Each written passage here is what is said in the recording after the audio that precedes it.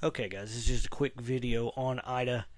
Ida's a bunch of crap, okay? It is not a missing link between anything and anything. I personally don't believe in evolution. I don't think it's real.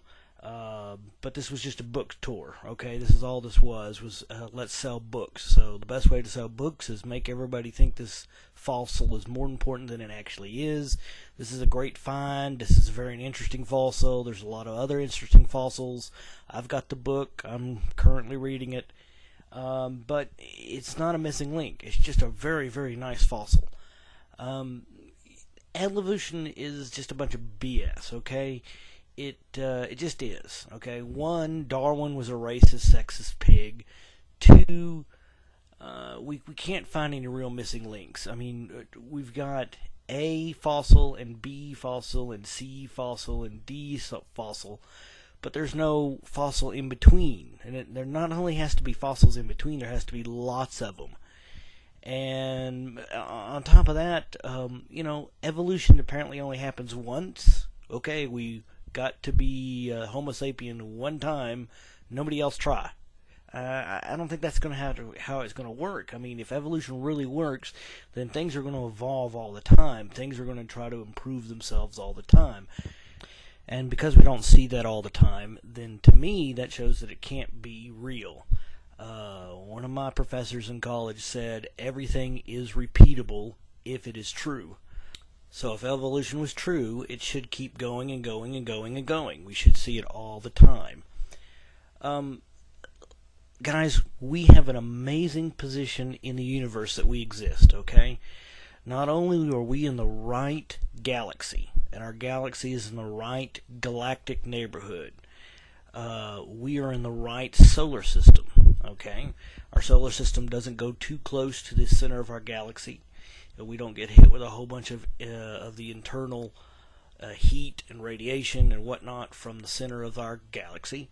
Our galaxy also is not going to be collided with at any time soon another galaxy.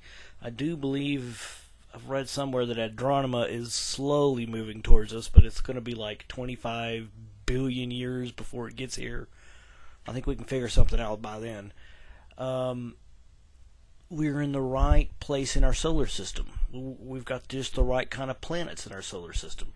Um, there's a new study out that says that Jupiter, if Jupiter did not exist, we would not exist, because Jupiter is a great big vacuum that sucks up all the trash that's floating around our solar system, keeps all the excess asteroids and whatnot from bumping into everything.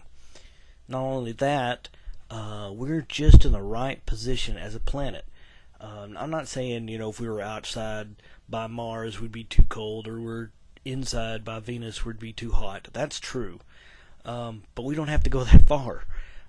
If we were merely a couple hundred miles too close or too far, this life on this planet would be much, much harsher. Possibly not even existent. And unless that's just a couple of miles, guys. Galactically speaking, that's nothing. Our sun is just the right kind of sun. Puts out the right kind of energy at the right time, the right intervals. We don't get a whole lot of solar flares. We don't get a whole bunch of blasts of heat. It's a very good sun. We've got a moon. Moon stabilizes our tilt, so we do not tilt too much one way or the other. We do not rock back and forth too much. We got a 2.5-degree tilt on our planet that makes our seasons rotate just the right way. So we have summer and winter just the right amount in just the right places. Our center of our core of our planet is still molten and moving. A lot of the planets like Mars, for example, are dead inside. They're not have a molten core. They do not move.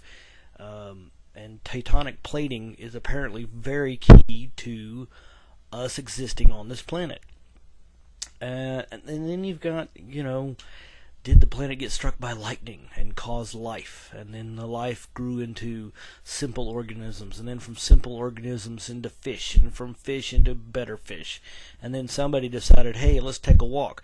And then that became a small little furry creature, and that furry creature changed into dinosaurs and lizards and birds and amphibians and mammals, and then we had just the right kind of asteroid come in, crash into our planet. Didn't kill everybody, just killed the upper echelon, just knocked out all the dinosaurs. That way the mammals can move up. And we had all our giant mammals, and then we had a massive ice age, and that ice age took care of all the large mammals so that human beings could then move up, and you didn't have the giant rats, and you didn't have the giant mammoths, and you didn't have the giant sloths, and you didn't have the giant bison all kind of bumping into us. And then man was ever to evolve into a thinking, philosophical, creating, tool-using, self-aware entity that could then look back and go, wow, look where I came from. It was all dumb luck. No, I just don't buy it. I just don't buy it at all. You may believe in evolution, but to me, that seems like you'd have to sit there and roll sixes on Yahtzee over and over and over and over again, trillions of times, just to get close to where we're at right now. And I don't think that's possible. I'd rather believe in a loving, caring God that said, I'd like to make some people in my own image. Why don't we do that? That'll be fun.